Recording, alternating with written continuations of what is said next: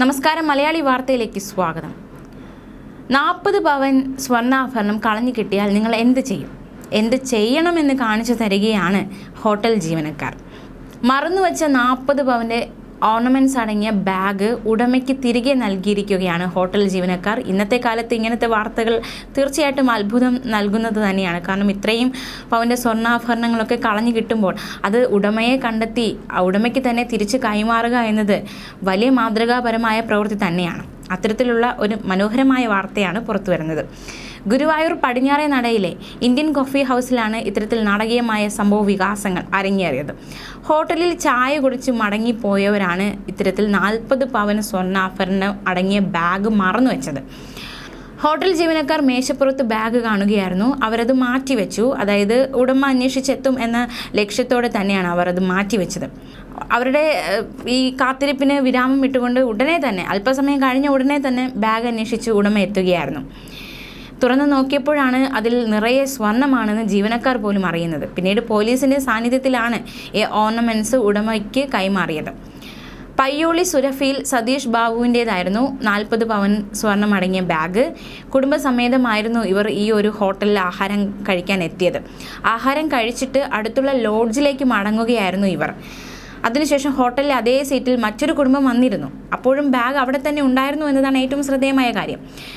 ഈ ബാഗ് മാറ്റിവെച്ച ജീവനക്കാരായ ജയപ്രകാശ്, രമേശ് ബാബു എന്നിവർ ആണ് ഈ ഒരു മാതൃകാപരമായ പ്രവൃത്തി ചെയ്തത്. അവരുടെ കയ്യിൽ ബാഗ് എത്തിയത് ഏറ്റവും നന്നായി എന്ന് തന്നെ വേണം പറയാം. അതുകൊണ്ട് തന്നെയാണ് കളഞ്ഞുപോയ ആ സ്വർണ്ണാഭരണം തിരിച്ച് ഉടമയ്ക്ക് തന്നെ കിട്ടിയതെന്ന് തന്നെ പറയാം. ലോഡ്ജിലെത്തി വിശ്രമിക്കുമ്പോഴായിരുന്നു ബാഗ് നഷ്ടപ്പെട്ടു എന്ന വിവരം സതീഷ് ബാബു മനസ്സിലാക്കുന്നതും. വിവരമറിഞ്ഞ് ഭാര്യ മുറിയിൽ തളർന്നു വീണു. കാരണം 40 പവൻ്റെ സ്വർണ്ണാഭരണം കളഞ്ഞു പോകുമ്പോൾ തീർച്ചയായിട്ടും അതൊരു ഷോക്കിംഗ് ആയിട്ടുള്ള ന്യൂസ് തന്നെയാണ്. അപ്പോൾ ഇതറിഞ്ഞ് ഭാര്യ മുറിയിൽ തളർന്നു വീണു. തുടർന്നാണ് ഇവർ അന്വേഷണം നടത്തിയത്. ടെമ്പിൾ സ്റ്റേഷനിൽ CA രഞ്ജിത്ത്, SI മാരായ K ഗിരി, VP അഷ്റഫ് എന്നിവരുടെ സാന്നിധ്യത്തിലാണ് ജീവനക്കാർ സ്വർണം ഉടമയ്ക്ക് കൈമാറിയത്. എന്തായാലും 40 പവൻ്റെ സ്വർണ്ണാഭരണം ഒരു നിമിഷത്തെ മറവി കൊണ്ട് കൈവിട്ടു പോയി എന്ന് വിചാരിച്ചെടുത്ത് അത് തിരികെ കിട്ടിയ സന്തോഷത്തിലാണ് ഈ ദമ്പതികൾ. മാത്രമല്ല ഇത്രയും മാതൃകാപരമായ പ്രവൃത്തി ചെയ്ത ജീവനക്കാരെയും പുകഴ്ത്തേണ്ടത് തന്നെയാണ്. അടുത്തിടെ വിവാഹം കഴിഞ്ഞ മകളുടെ കല്യാണമാലയും മറ്റ് സ്വർണ്ണാഭരണങ്ങളുമായിരുന്നു ഈ ബാഗിലുണ്ടായിരുന്നത്. വീട്ടിൽ ആരുമില്ല, അതുകൊണ്ടാണ് സുരക്ഷ ഉറപ്പാക്കാൻ കരുതി സ്വർണം ഗുരുവായൂരിലേക്ക് ഇവർ കൊണ്ടുവന്നത്. അതേസമയം ഈയിടയ്ക്ക് ഇത്തരത്തിലൊരു സമാനമായ സംഭവം ഉണ്ടായിട്ടുണ്ട്. യാത്രക്കിടെ മറന്നുവെച്ച വജ്രാഭരണം ഉടമയെ കണ്ടെത്തി തിരികെ ഏൽപ്പിച്ച് മാതൃകയായി ഓട്ടോറിക്ഷ ഡ്രൈവർമാരുടെ നേതൃത്വത്തിലായിരുന്നു ഈ ഒരു ഓർണമെൻറ്റ് തിരികെ ഉടമയ്ക്ക് നൽകിയത്. തൃപ്പൂണിത്തുറ SN ജംഗ്ഷൻ മെട്രോ സ്റ്റേഷനിലെ ഓട്ടോറിക്ഷ ഡ്രൈവർ ചോറ്റാനിക്കര കുന്നത്ത് വീട്ടിൽ PR മനോഹരൻ്റെ സത്യസന്ധത.